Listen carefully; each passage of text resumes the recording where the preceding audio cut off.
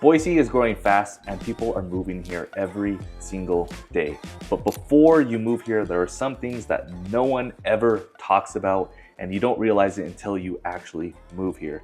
So today I'm going to talk about some things people don't talk about and kind of catch you by surprise when you get here. So right off the bat, when you move to Idaho, you will have to get a new driver's license. To get an Idaho driver's license, you're going to have to take a test. And it doesn't matter if you've been driving for 10, 20, 30 years, you're gonna have to take this test. Not a complicated test, but 40 questions. You're allowed to get 6 wrong, so you have to get 34 right. You'll have to surrender your out-of-state license and you will have to show proof of residency, etc., some paperwork. But the most surprising thing is this test. It catches everyone off guard when they get here. I mean, we all know how to drive.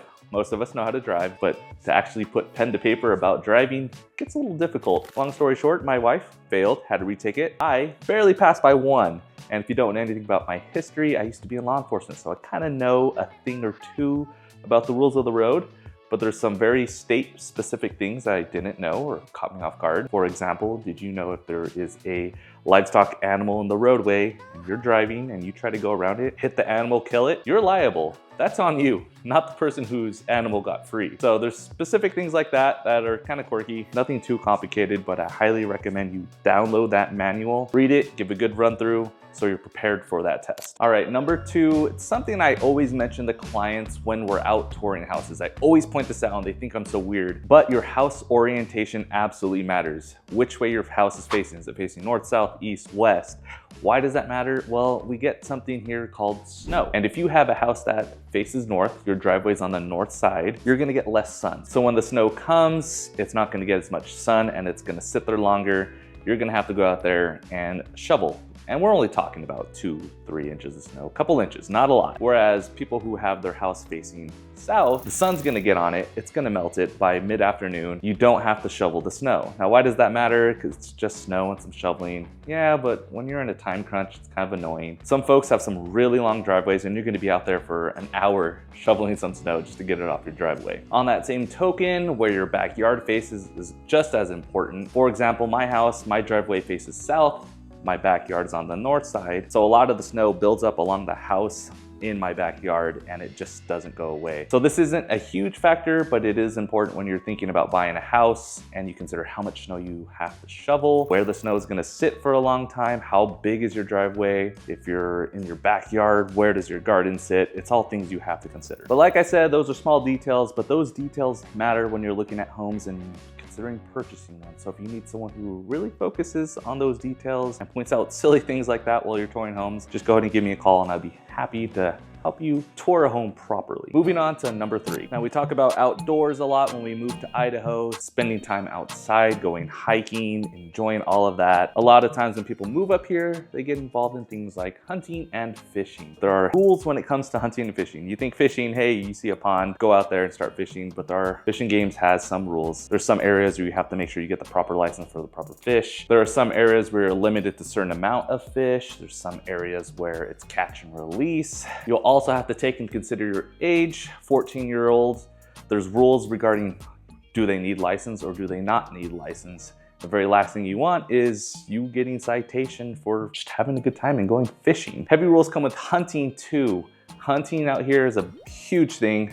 Make sure you get the proper tags, make sure you get the proper license to go and do those activities. One thing that is unique to Idaho is the use of drones while hunting. You can't use your drones, you can't use technology to go out there and hunt game or use them to go scout for any wildlife or anything like that. Make sure you play fair out here. Again, there is heavy rules when it comes to the outdoor activities in terms of hunting and fishing, but make sure if you're gonna enjoy those activities, you could get the proper tags and the proper license. Now, if you're watching this video and you think Boise is already a great fit for you, or you're still on the fence and deciding if moving out here is gonna work for you or not, go ahead and reach out to my team. What we do is we hop on a phone call. We get to know each other. We talk about what you are looking for, what you want, what's your lifestyle. And I kind of help pinpoint you to different areas in the valley. And when you come out here, we meet in person. We go out, check some houses, and it really helps me learn a little bit more about what you're looking for. And on top of that, a lot of feedback I get is just being able to talk to someone and talk it through really helps people get over the difficulties and the stress and all the hard decisions that comes with moving. I've done it myself and I've helped a lot of people just like you in the same position get out here to Idaho and have a happy life out here. So please give me a call and we will help you come up with the game plan to move to Idaho. Now this one catches every single family off guard when they move out to the Nampa area. And that is the Nampa School District does not have school on Fridays. That's right, no school on Fridays. They're only in session Monday through Thursday. And to kind of compensate, they do have longer school hours during those times. But that Friday off day catches a lot of people off guard. If you're a working family, you're gonna have to find someone for some daycare hours, babysitting hours for that Friday slot. And around here, there's a lot of families moving. So you're gonna find that daycare, babysitting services, it's expensive out here because there's a lot of people who need that type of service. So you're gonna have to consider that into your budget for not having school on Friday. So pro tip, if you're moving around the Nampa area, you're gonna wanna double check what district your son or daughter is into. Do not rely on the paperwork that a real estate agent gives you or that what you see online at Zillow or Realtor.com or something like that. Those have been proven to be wrong several times. It really catches people off guard when they find out, oh no, my son's in the Nampa School District. Whatever, that's fine with me, but then they realize they don't have school on Friday. So you're actually gonna wanna check, go onto the school district's website and make sure you find out what school district your house falls in and make sure that you can accommodate for whether you have school on Friday or not. Now this next one can truly cost you if you do not pay attention to this. If you're one of my clients, fortunately, you will be reminded of this every single year. But out here in Idaho, we actually water our lawns. We have irrigation systems, we water our lawns a lot, but during the winter time, you're gonna have to blow out your sprinklers. Essentially, they come out, hook up an air compressor to your irrigation system and blow all the water out of the piping. So make sure that during winter, when it's cold and we hit freezing temps, your pipes don't freeze and they don't burst. They burst, you're gonna have some problems because now they have to dig it out, fix the whole line, and it's gonna cost you thousands of dollars. This happens about October every single year. Wherever you live, you'll probably start seeing signs in the neighborhood, sprinkler blowouts or Facebook groups. You're gonna see everyone advertising for sprinkler blowouts. Make sure you get on a schedule to get booked because every single house in the valley needs to do this. They get booked up real fast, and by the time you get on their schedule, they might be, 2, 3, 4 weeks out before they can get to your house. And sneaky temperatures will come in and we'll hit freezing temperatures before you even know it. Now you'll see this everywhere. Here in Idaho, we get true 4 seasons. We get winter, we get spring, we get summer, we get fall.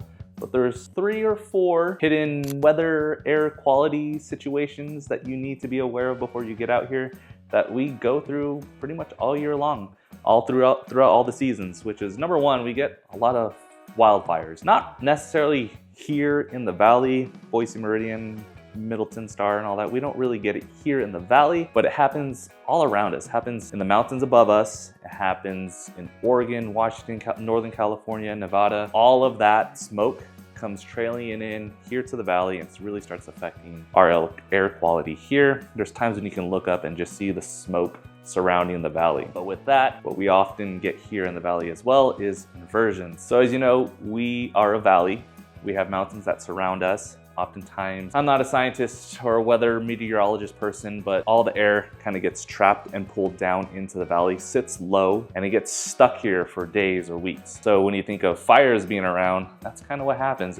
All the smoke and smells kind of get stuck down here. There was a point not too long ago, about a month ago, where we had about 2 weeks of no sun just because the clouds sat right above the valley and did not break. No ounce of sun came through. Once it finally did break, you saw everyone get outside and just, oh my gosh, the sun is here. Let's get outside and enjoy it. Another thing to consider that we experience here is that Idaho is a farm state.